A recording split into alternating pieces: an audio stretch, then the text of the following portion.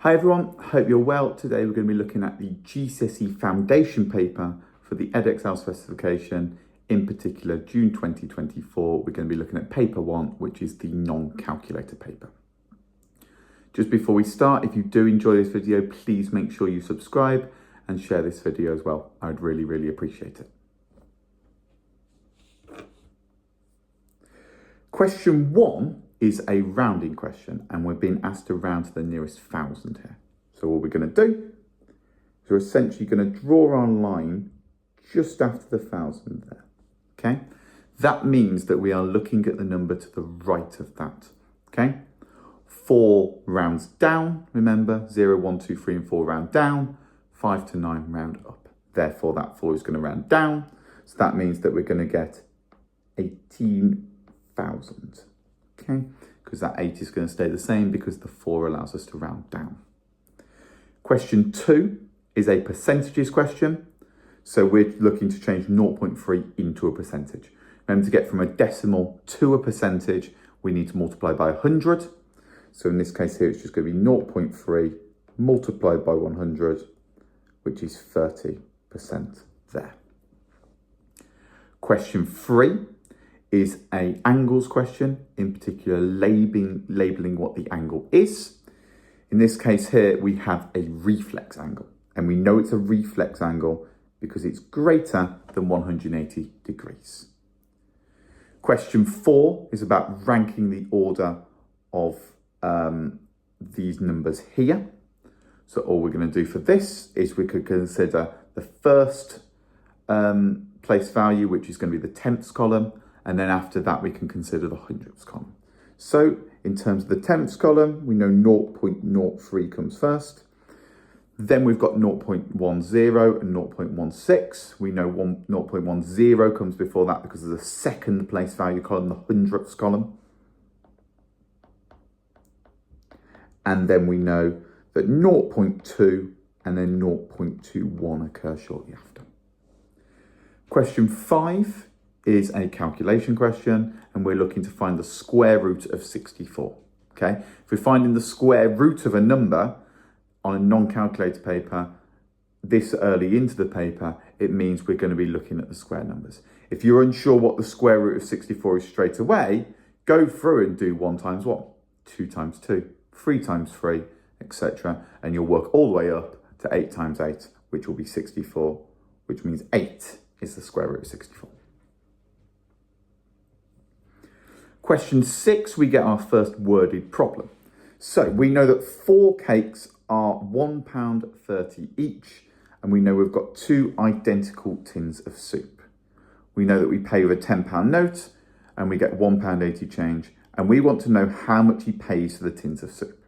So the first thing to calculate here is how much he's paid in total.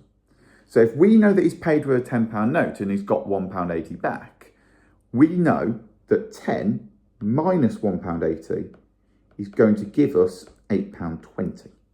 So we know that his total cost of his basket is £8.20.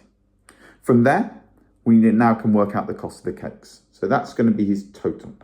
If we look at the cost of the cakes, we know that the cake is going to be £1.30 multiplied by 4. Okay?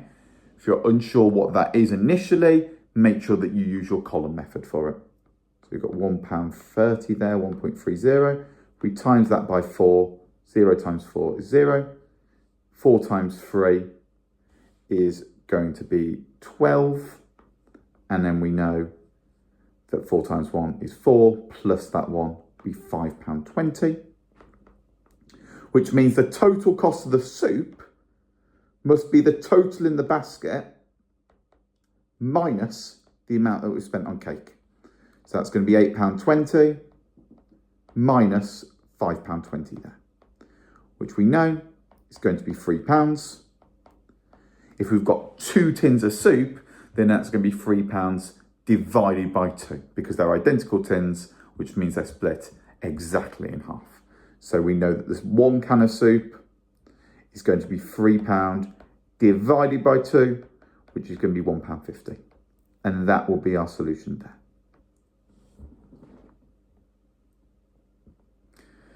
Question 7, we are looking at producing a chart. We need to consider which type of chart we're going to use. So we know that this is the number of hours that they've worked for each of the 4 days last week. So all we need to consider is what type of chart could best represent this. Now I'm going to use a bar chart, and I know I'm going to use a bar chart because it's for data which is just in terms of one variable. It's just the amount of hours they've worked per week. It's not in terms of 2 variables where we'd use a line graph, which is something like speed and time or velocity and time or something you might have seen like that before. So all we're going to do is we're going to draw a bar chart. Okay, I'm going to draw my scale. So I'm just going to go up in ones. It's completely fine to do.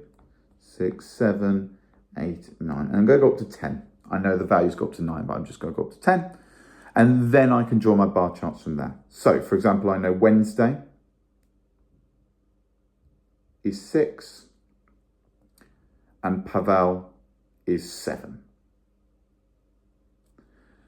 Then from there, I can say that that is going to be Wednesday, that is Lena, that is Pavel, and we can shade that in after accordingly. If I go to my Thursday, then that's going to be 9 and 6 respectively. My Friday is going to be 8 and 5 respectively. And then my Saturday is going to be 6 each. Just going to be 6 and then also 6 there. And that will be my Thursday, that will be my Friday, and that will be my Saturday. Okay, I'm going to shade in all of Lena's. And then I can use a scale just at the side to show which one is Lena and which one is Pavel. So up here, I can just say that the shaded is Lena and that the empty is Pavel. And that'd be a completely valid solution to that question there. Question 8, we are looking at an angles question. The first thing we need to consider here is that angles around a point add up to 360 degrees. So angles about a point equal 360, which means 220 plus x plus 90 is equal to 360. And all we've got to do from there is now work out what that value of x is, okay? If we're trying to find what x is, we need to make x a subject to the equation, which means we need everything x on one side and everything else on the other side. So what I'm going to do here is I'm going to add up 310, so that's 220 plus 90. Again, if you're unsure about that, please make sure you use your column method. Plus 10 is equal to 360. And then I'm going to minus 310 from both sides because I want x by itself. So that's just going to get me x minus 310 from this side, minus 310 from this side is going to get me 50 degrees. My reasoning for this is essentially what I've just written above. And it's angles about a point is equal to 360 degrees. And that would be a solution to that one. If I look at question 8 is a functions machine question. So we are looking at the output when we put an input when we put an output, and we want to find a value for which that number is the same. So the first thing I'm going to do is I'm going to input 13. So 13 times 2 is 26, and I'm going to minus 10 from it, which will give me 16, and that would be my output there. If I'm looking for the input when the output is 28, this time I'm starting with my output. So what I need to make sure that I do is I work backwards instead. And when I'm working backwards, that means we need to apply the opposite operation. So in this case here, I'm going to start with 28, and because I'm going backwards, I'm going to add 10. So that'll be 38. And again, because I'm going backwards, instead of timesing by 2, I'm going to divide by 2. And that will give me 19. Now, the best thing to do for this question is to check by going forwards with your answer again to make sure that you haven't made a mistake. So I'm going to do 19 times 2, which could give me 38, and then minus 10 from that, which is 28, which gets me back to my original one. So I know that my answer of 19 in the first place was correct. And make sure that you do check that. If we want to show there's a number for which the output is same as the input, then what we need to consider is we need to consider a value for x. And the reason we're going to use x is because we've got an unknown value. So we've got to solve it algebraically. So x, this magical number, times by 2 minus 10 is going to equal x, because that value that we put in of x should be the same as the value we put out of x. So that's just going to become 2x minus 10 equals x. And then we can rearrange, move everything with x on one side, everything else on the other side. So I'm going to add 10 to both sides. And then I'm going to minus x on both sides. Which means I get x is equal to 10. Again, double check your solution. So 10 times by 2 will equal 20, minus 10 will equal 10. So 10 is a perfectly valid solution. If I look at question 10, we've got a ratio question. So we're in a 24 cows and 36 sheep on a farm, and we want to write a ratio in its simplest form of the number of cows to the number of sheep. So all I'm going to do is I'm going to look at cows to sheep. And I know that the ratio is 24 to 36, okay, because there's 24 of one and 36 of another, which means the ratio is 24 to 36. If I want to get this in its simplest form, I need to think what my highest common factor is between 24 and 36. And I should notice that it's 12. If you don't notice it's 12 straight away and you say 6, that's perfectly fine. It just means once you've divided by 6, you're still going to have something else you're going to have to divide by. In this case, it'll be 2. But my highest common factor here is going to be 12. So I'm going to divide both sides by 12. And then anything I do to one side, I must do to the other side. 24 divided by 12 is 2. 36 divided by 12 is 3. So 2 to 3 would be the solution to that there. Question 11, we are looking at a very sort of difficult negative numbers question here. Best way for me to consider this when you've got a divide sign is to consider it as a fraction instead. So minus 12 divided by minus 4. Now, if you know that you've got a negative number divided by a negative number, you know that that is going to be a positive number because of what happens to negative numbers, those laws of negative numbers. So all I'm considering now is 12 divided by 4. So negative 12 divided by negative 4 is going to be positive 3 because the negative will cancel. If I'm trying to find the value of 2 to the power of 5 here, I need to consider the fact that this is 2 times 2 times 2 times 2 and then one more. Okay, so all I've got to do is 2 times 2 is 4, times by 2 is 8, times by 2 is 16, and then times by 2 gets us our answer of 32. We need to write in one pair of brackets into this calculation so the answer is correct. So I need to show that 30 divided by 3 plus 2 minus 4 is equal to 2. Okay? The brackets are going to go there. And the reason why is because I know that 30 divided by 5 will give me 6, and 6 minus 4 will give me 2. If you're unsure there's only 3 realistic options. There's the 30 divided by 3, there's the 3 plus 2, and there's the 2 minus 4. So I would try and consider all 3 of them if you're unsure. Trial and error. Wouldn't take you too long to work out which one it will be. If I'm looking at question 12 now, I'm looking at a perimeter question.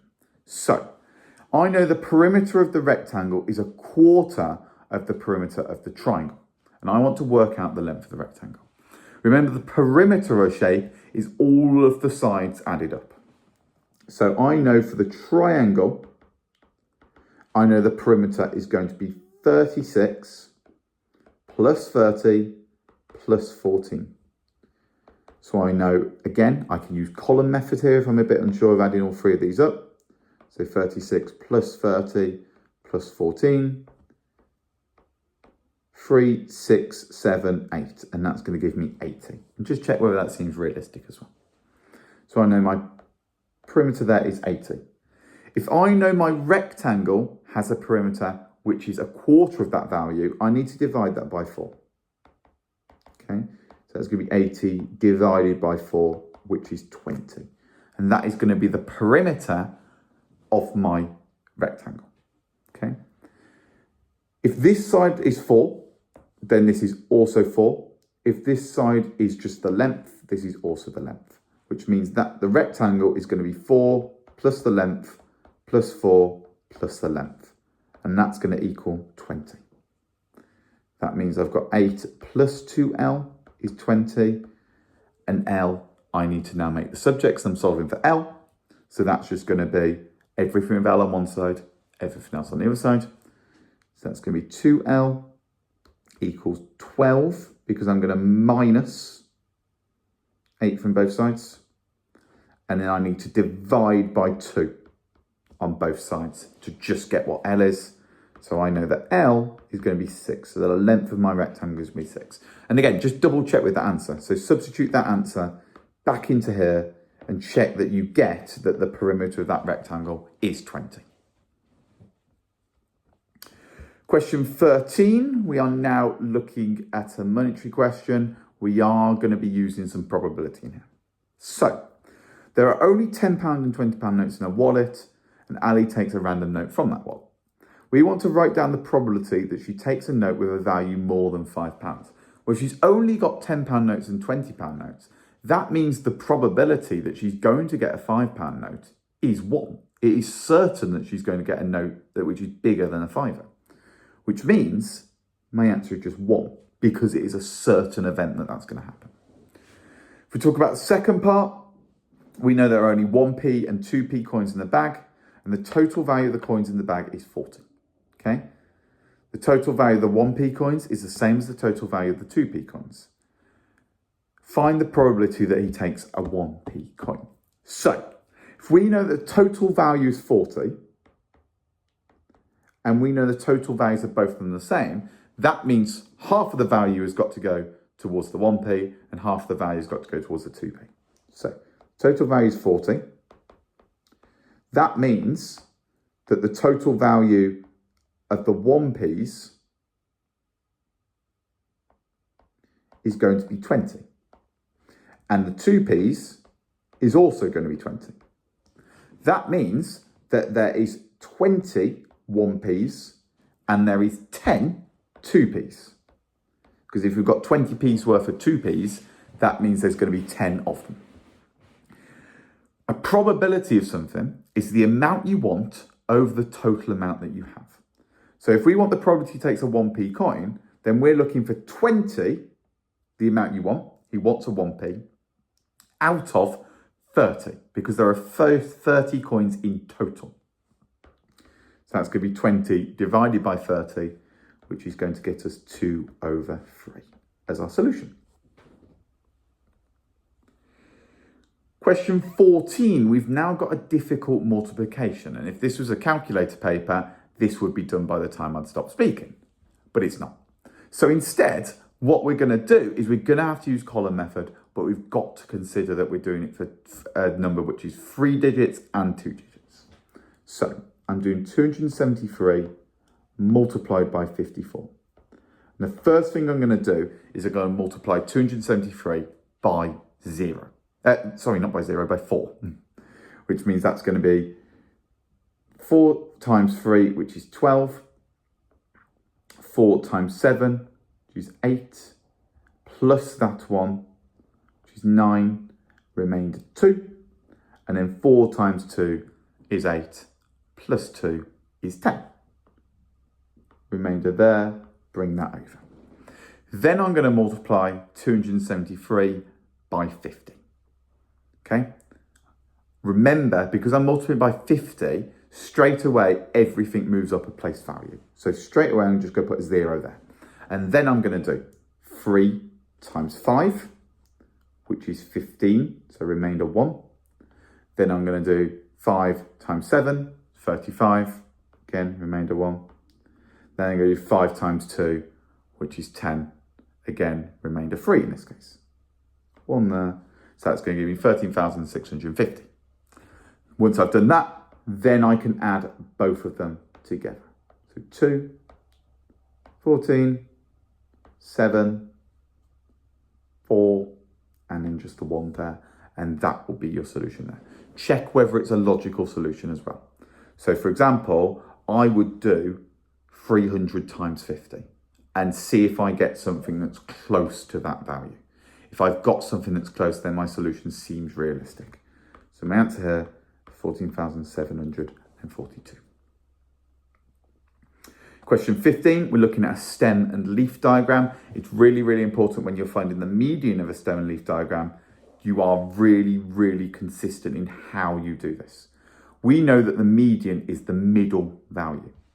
So what we need to do from the middle value is we need to work backwards and forwards at the same time and come to that middle value. So I'm going to say 1 here, 1 here, 1 here, 1 here, 1 here, 1 here, and I'm going to keep going with that pattern, okay? Notice how it's a systematic pattern, doing 1 at a time either side. And that leaves me with just the 4 in the middle there, okay? If I read this from my stem and leaf diagram, I know it's on the 6th row, so it's just going to be 64. Part B, my range is my biggest number minus my smallest number. So it's going to be 81 minus 45, which is going to give me 36 minutes. We know that there was recorded 15 children to complete the run. For those children, the median time was 75 minutes. Okay, we want to be able to compare the times between the adults and the children. Okay. The way we can compare those times, if we give them the median of one set of data, we know the median of the other set of data. So we can say that the median time was greater for the children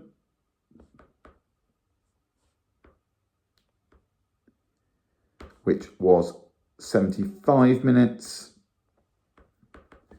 in comparison to the adults, which we knew was 64 minutes.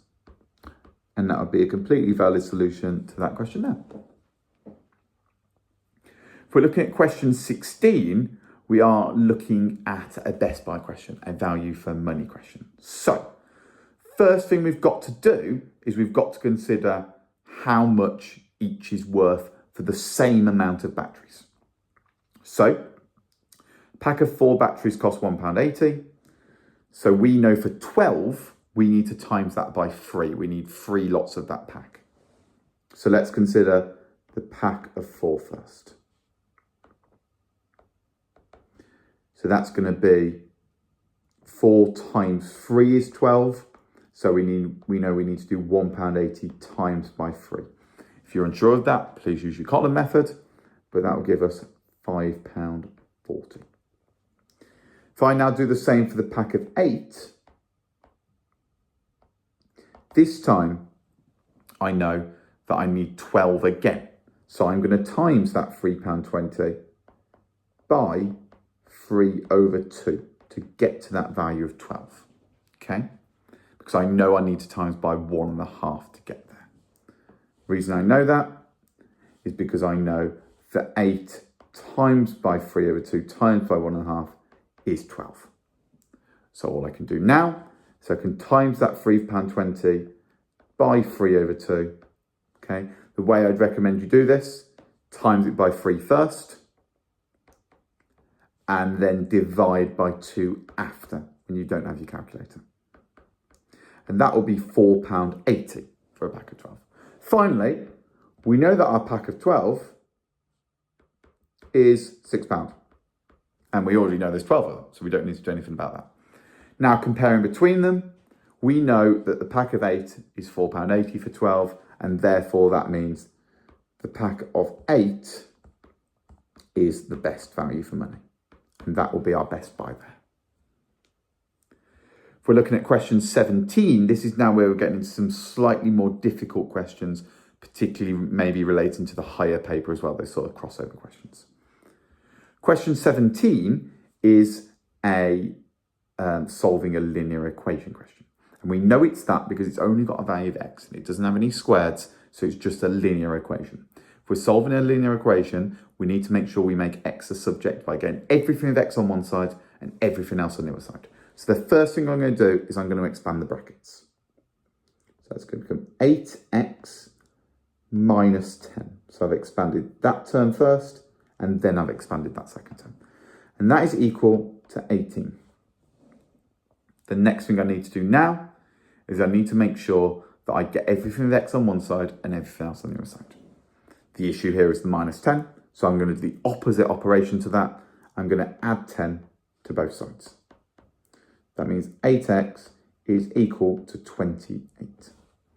And then from there, if I've got 8x is 28 and I want x's, I need to divide by 8. So I'm going to divide by 8, and that's going to be x is 28 divided by 8, which we know is going to be 3.5.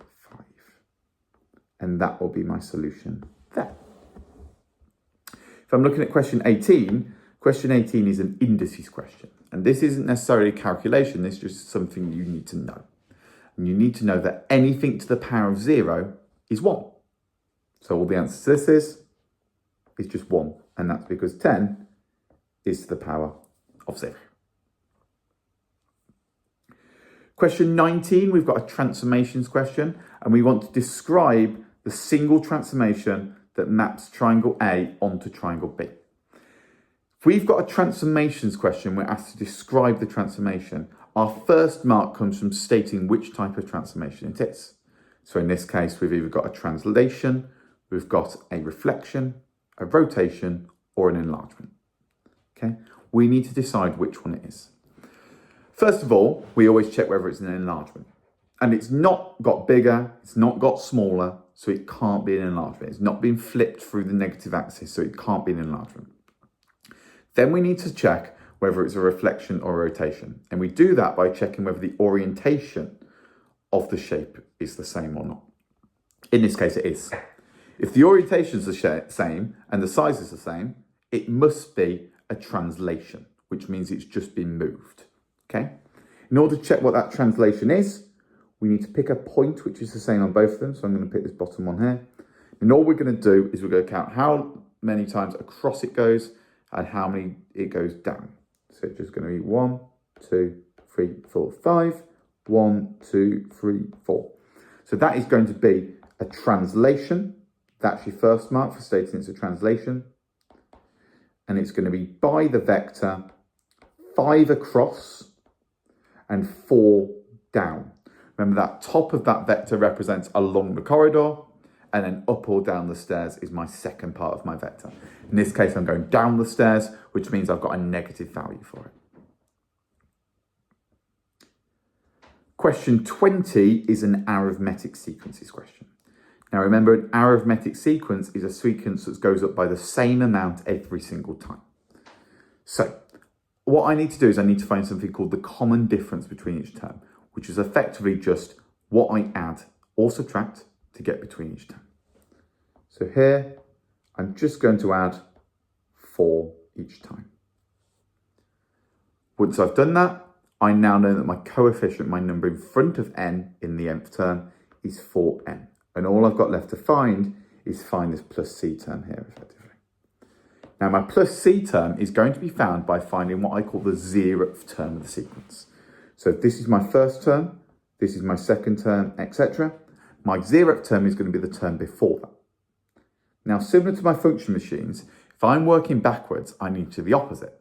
So instead of adding 4 to get to each term, if I'm finding the term behind, then I need to minus 4. So that term is going to be minus 3. and therefore the nth term of the sequence is 4n minus 3.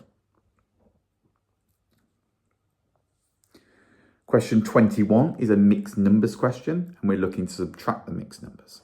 Now, remember that a mixed number needs to first be put into an improper fraction before we can subtract. It needs to be an improper fraction, and then we need to have something in the same denominator. We need to have what's called a common denominator. So, the first thing I'm going to do is I'm going to put both of these numbers into mixed numbers. So that's going to be 3 times 5 plus 4 over 5, and that one is going to be minus 1 times 3 plus 2 over 3. Okay, I know that's the case because I've got 3 wholes, so I've got 3 lots of 5/5, hence why I've done 3 times 5, and I've added my 4 to that. And of course, we can just simplify that calculation on top. So that's just going to be 19 over 5 minus 5 over 3. Now I need to get the same denominator. The only way I can minus fractions is if I have the same denominator, a common denominator. Okay, to do that, I need to think of my lowest common multiple between 5 and 3. In this case here, it's going to be 15, which just means I need to times this one by 3 on top and bottom, and this one by 5 on top and bottom here. So it's going to be 57 over 15 minus 25 over 15. Okay, now I've got it in this position here, I am just going to minus the numerator. So remember, when we're adding or subtracting fractions, as long as the denominator is the same, we just add or subtract, depending on what we're doing, the numerators. So I'm just now going to do 57 minus 25. If you're unsure what that is, make sure you use your column method. But it's 32 over 15. Also could be written as 2 over 2 over 15 there. We're now asked to work out where a mistake occurs. Now, these can be really, really difficult. What I'd recommend you do is almost do the question down the side and work out where the mistake is that way, because you'll get something different to what they've got. So, first of all, is that the same as that improper fraction there? Yes, so that's perfectly fine. 7 times 5 is 35, so that's fine. And 3 times 8 is 24. Completely fine. So it must be this last step here. And if I convert 35 over 24 into a mixed number, well, that's going to be 1 and then 11 over 24. The reason why?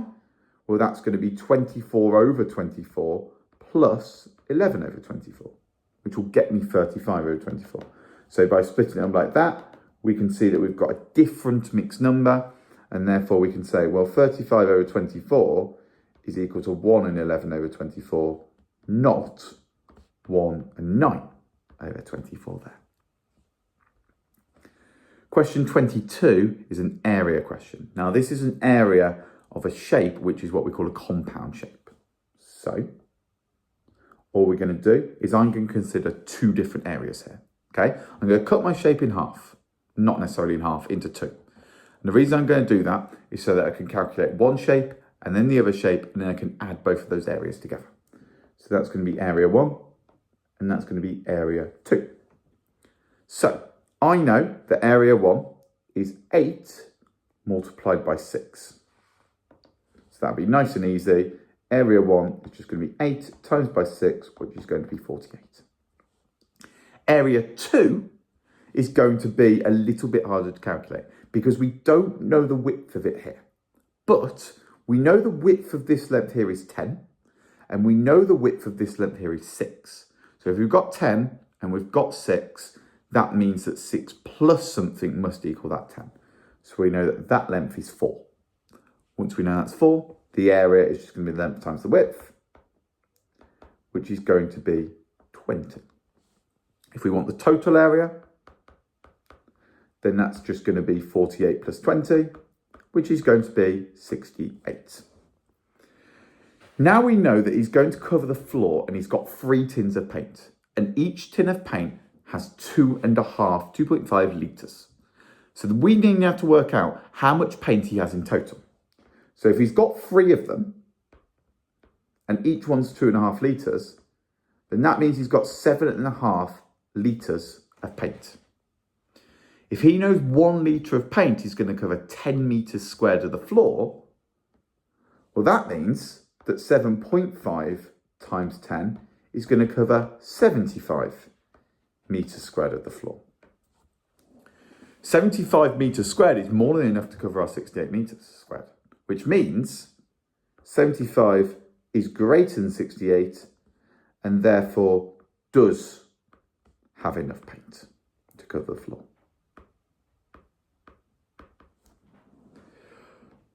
Part B actually changes the amount that the paint could cover. So this time the paint has actually increased in the amount that it can cover. This doesn't affect our answer to part A because we already had enough paint in the first place. So if it can cover even more area, that just means, great, we've got some left over. That's completely fine. So it doesn't affect our answer to part A. There is an increase in the amount of area that it can cover. Therefore, can still cover the amount we want. We need. And that would be a solution to that one. Question 23, we are looking at a Venn diagram question. Now, the first thing we need to consider here is what this value here means. This value here is not in P. So if you ever see the dash in a Venn diagram question, it means it's not part of that set. So we want to write down everything that's not in P. So everything that's not in this circle here. So we've got 10, we've got 14, 11, 13, 16, and 17 there. A number is chosen at random from the universal set. If you're unsure what the universal set is, all that means is just in that box. So a number is chosen from the things in that box. We are looking to work out the probability that a number is in the set of P or Q. So that is P or Q, which means it can be in P, it can be in Q, or it can be in both. Doesn't matter. As long as it's in one of them, it doesn't matter at all. So we're working out the probability it's in P or Q. Remember, a probability is the amount you want, so in this case, the numbers in P or Q, out of the total amount you have. So in this case here, 1, 2, 3, 4, 5 numbers are in P or Q, or in both. So they're part of that set.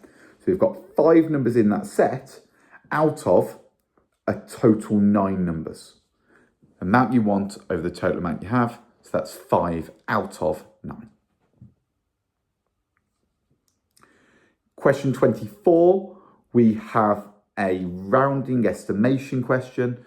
We know it's an estimation question because we've got an answer here which says work out an estimate for that amount.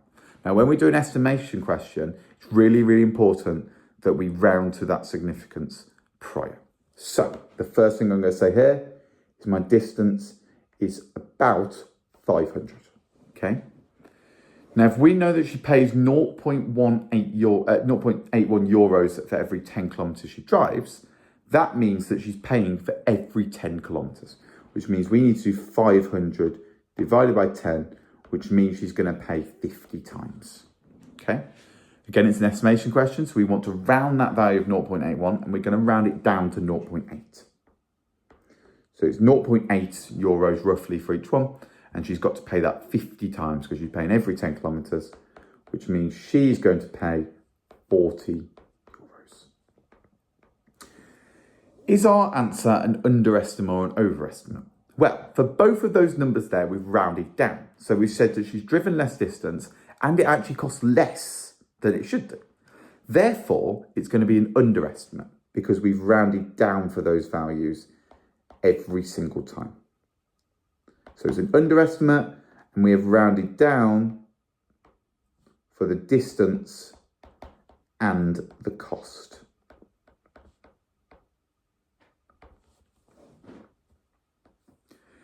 Question 25 is a straight line question and we're looking to find the equation of this straight line. Now, if you recall, the general equation for a straight line is y equals mx plus c. Okay. C represents the y-intercept of the graph, which essentially just means where it cuts through that y-axis. So that's our y-intercept. And M is the gradient of the line. Okay, the gradient of the line is how steep the line is. Okay, and those are the two things we need to describe a straight line. So if we want to find the equation for L, we need to find the gradient. Remember, the gradient is the change in the y-coordinate divided by the change in the x-coordinate. So if we can find the change in the y over the change in the x, we can work out the gradient of this line. To do that, we need to pick two nice points. So I'm going to pick this point here and this point here. What I mean by a nice point is it's a point that cuts perfectly through the lines that we've got on this graph here. Okay, for example, a point like that wouldn't be a nice point because we'd be making a guess for what that value is. But we know that this point here is 2, 6. And we know that this point here is 0, 3. So that's completely fine. And all we're going to do is we're going to do the rise over the run. So that means for every 3 we go across, every 2 we go across, we're going to go 3 up. So 2 across, 3 up, which means my change in my y is 3 and my change in my x is 2. So every time I go 2 across, I go 3 up. And that will give me the gradient of the line. All I need now is to find what my y-intercept is going to be. Now, my y-intercept is essentially going to be the value where it crosses the y-axis. So in this case here, my y-intercept is 3 because that's the value where it crosses that axis. So the equation of my line, if I put it back into that general form, it will be y equals 3 over 2x plus 3. If we look at part B, we're now looking for a line which is parallel. Now, a parallel line occurs when it's got the same gradient as another line, okay? That's because the direction it's going in is the exact same amount. So, if we want to write down the equation of a line parallel to M, then I'm just going to write 5x plus 6. Because as long as the gradient's the same, the y-intercept can be anything there. Question 26, we'll now look at a worded problem. So what we're looking at here is we're looking at some small jars, some medium jars, and some large jars. Our final question is that we want the empty small jars. So the first thing we need to do is we need to work out the amount of empty jars. So all I'm going to do is I'm going to do 3 over 8 times by 400. Because if there is 400 jars in total and 3/8 of them are empty, then that means I can work out how many of them are empty as an amount instead of as a proportion. So to do that calculation, I need to do 400 divided by 8, which I know is 50. If you're unsure about that, remember you can use your bus stop method. So that's 4, that's 5, and that's 0. And then I need to times that number by 3. And that will get me that there are 150 empty jars. From there, I know that the ratio of number of small to medium and medium to large is 3 to 4 and 1 to 2 respectively. In order to combine this ratio to get as a big ratio, my medium jars is the common between the two ratios. So I need to get that value the same. So if I look at small to medium and medium to large, well, I've got 3 to 4 and then 1 to 2. So I need to times both sides of this equation by 4. And that's going to get me 3 to 4 and then 4 to 8, where my m is now the same value. 3 to 4 and then 4 to 8. Therefore, my ratio of small to medium to large is going to be 3 to 4 to 8. If I want to work that out as a percentage, well, I need to work out how many are small. I know the ratio of small to medium to large, but I need to know how many are small. Now, I know that there are 15 parts here in total, because there's 8 plus 4 plus 3 parts. If I know there's 150 empty jars, and there's 15 parts, then I know each part is worth 10 jars. Okay? If I know the small has 3 of those parts, then that means that that's got 3 out of the 15 parts. If each part's worth 10, then that means it's going to be 3 times 10, which is going to get me 30 of those parts. Then all I've got to do is write that as a percentage. First thing I need to do there is actually work out what that is as a fraction, because I know that's 30 out of 400. Remember, to get things from a fraction to percentage, we need it to be a denominator of 100. So I need to divide by 4 on top and bottom. Divide by 4, and that'll get me 7.5 and 100. So I know that's 7.5% there. Question 27 is a percentage reduction question. So we know that normal prices are reduced by 30%. We know the sale price of the TV is 280, and we want to work out the original price. Well, this is a reverse percentages, okay? Because we want to work out the original price. Now, if you think of going the other way with it, well, we know that the normal price of the TV, so the normal price times by 100 minus 30%, okay? So that initial amount is going to be my new sale price. We just need to consider that value as a fraction, okay? So we need to consider that this is 70% of the original price. And that's going to be equal to 280. From there, we now need to find what 100% of that original price is. So the best way to do this is a non-calculator paper. If I can find what 10% is, then I can find what 100% is. So I'm going to divide by 7. And anything I do to one side, I've got to do to the other side. So that's going to be 10% of the normal price is going to be 40, which means 100% of the normal price. Remember, 100% of the normal price is the normal price, is going to be £400. And that will be the answer to that question. Our final question of the paper, question 28, is a inequalities question. Now, the best way to think about inequalities is in your head to almost think of this as an equal sign. Okay. Now, if this was a linear equation, what we'd be doing is we'd be getting everything x on one side and everything else on the other side. And that still applies here. So I'm going to, first of all, I'll start with x plus 11 less than or equal to 5 minus half of x. And all I'm going to just start with is I'm going to move everything of x on one side and everything else on the other side. So I'm going to add a half x to both sides, which is going to be 3 over 2 x plus 11 is less than or equal to 5. And then I'm going to move everything without an x to the other side. So I'm going to minus 11 from both sides here. Once I've minus 11 from both sides, I've got 3 over 2x is less than or equal to minus 6. Now, it's really, really important in this position that you're aware that try not to essentially divide through by a negative number. You've got to be aware if you've got a negative value of x here, let's say, when you divide through, you need to flip the sign. So the best way to get around that, instead of thinking of it that way, is to make sure that your x terms are positive. Okay, if you've got a negative x, you need to move all the x to the other side and all the numbers to the other side. Okay, so essentially switch which side they're on instead of dividing through by a negative. Because dividing through by a negative, you cannot do an inequality.